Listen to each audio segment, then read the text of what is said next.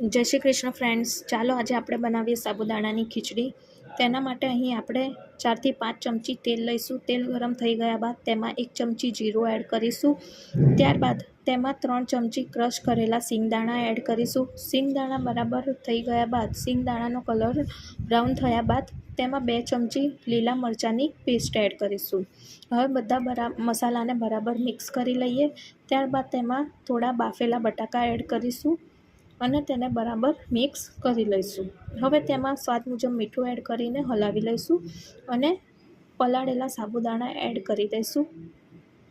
બધા મસાલાને બરાબર સાબુદાણામાં મિક્સ કર્યા બાદ 5 થી 10 મિનિટ તેને ઢાંકીને થવા દઈશું.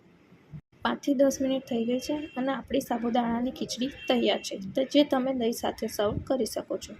જો તમને મારી રેસીપી ગમતી હોય તો મારી ચેનલને લાઇક કરજો, શેર કરજો અને સબસ્ક્રાઈબ કરજો. Thank you.